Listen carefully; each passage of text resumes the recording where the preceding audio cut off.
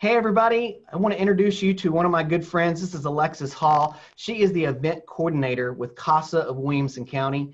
I asked her to come on a call and just talk a little bit about CASA, what they're doing in the community, and what's going on since COVID-19 in their area. So Alexis, tell us a little bit about yourself and CASA of Williamson County. Yeah, so as Josh said, I'm Alexis Hall and I'm the events coordinator with CASA of Williamson County. And it's my job to plan fun events to bring awareness and fundraising opportunities for CASA of Williamson County so that we can in turn serve our volunteers and so that they can serve the children of Williamson County who are in the foster care system. It's our focus at Williamson County to ensure that our volunteers are trained up in order to be able to advocate for the best needs and the best interests of children to the courts of Williamson County.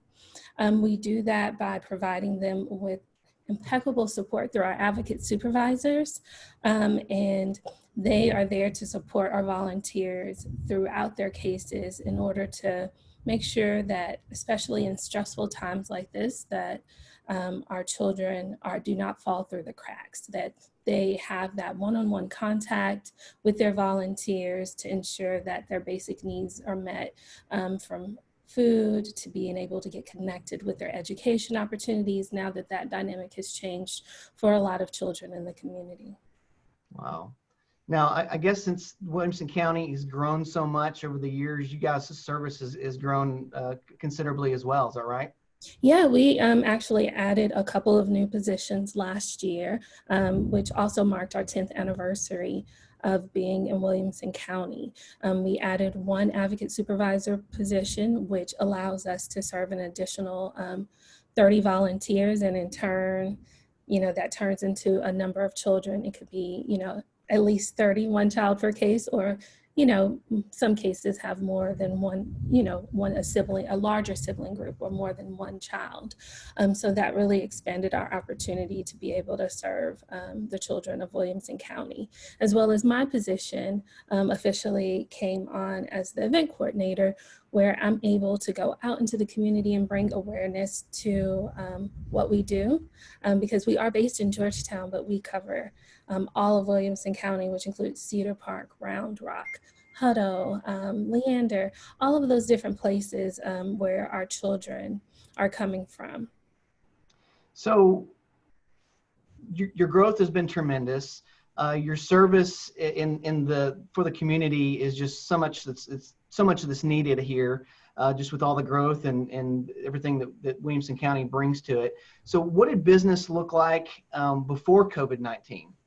Yeah, so before COVID-19, in our programs area, our volunteers visit their children at least, depending on where their child is placed, at least once a month or once every 3 months. So given the precautions and the stay-at-home orders that's been instituted, our volunteers have had to, rely on technology and relying more on our support systems like CTTS. And so you guys have been integral in making sure that we are in business, keeping, us in contact with our volunteers and with the community so that we can continue to serve the children.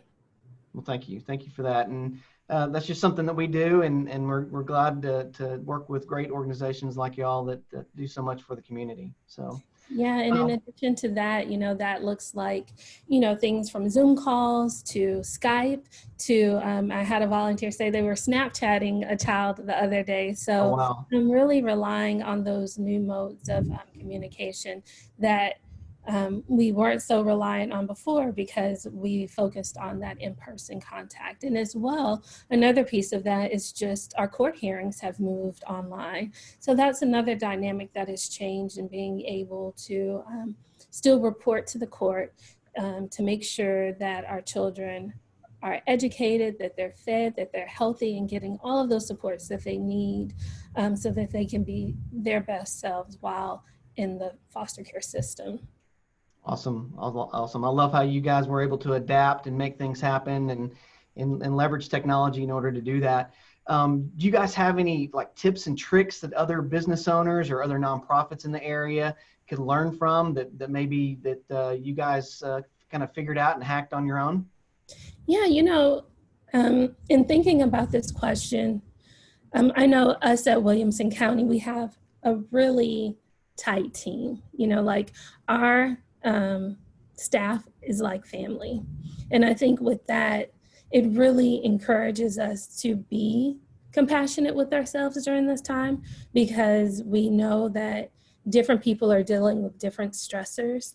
So I would say self-compassion is key at this time, and being able to take it one moment, one day at a time, and to allow yourself to feel those emotions that you may be going through.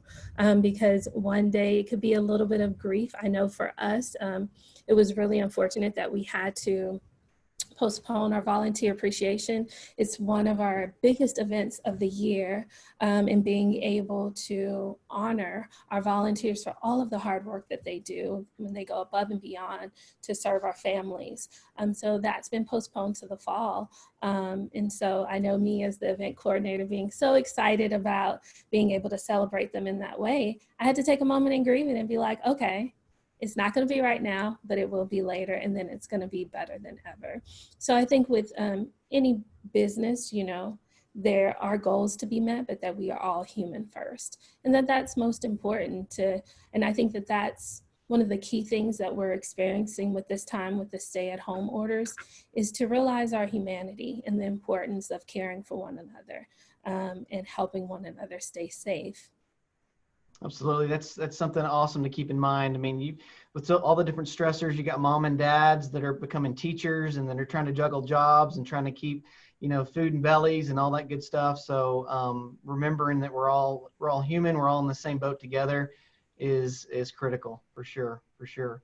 Well, how do folks get a hold of CASA, and like what's some contact information you can share? And are there any needs that you guys have out there in the community?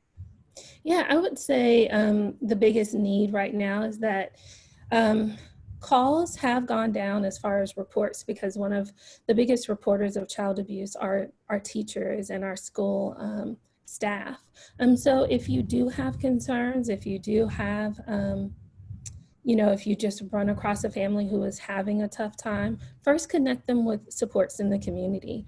But secondly, if you fear that a child is in danger of abuse or neglect, report it. So it's still important to be mindful of those things and to be able to support one another in that way, so that no child, in Williamson County is left behind during this time. No child goes hungry. No child endures abuse or neglect in any way, shape, or form. And so I think that we just rely on our community members so much in that, to be there for one another and to make sure that everyone is taken care of. Absolutely. And if you need to get a hold of us, casawilco.org, you can go there to learn more about our organization. And as always, to donate. The generous donations of the community allowed us to expand last year with that additional position. Right now, we're serving about 75% of the children in Williamson County, and we hope to get it to 100%. And the only way we can do that is to add another position as an advocate supervisor to expand the number of children that we're serving. So donations are always welcome, and continue to support us in that way as well. Awesome. Awesome. Well, thank you so much for joining us today. And thank you for what you do in our community. Folks, if there's anything out there that you can do to, support CASA, I would encourage you to reach out to them, check out their website, give them a call, and reach out to them. They're just a tremendous part of the community in Georgetown, and we need to make sure that they are up and going and running at full capacity and doing all the good stuff that they do. So Alexis, thanks again for coming on, and we look forward to seeing you around next time. Bye. Bye-bye.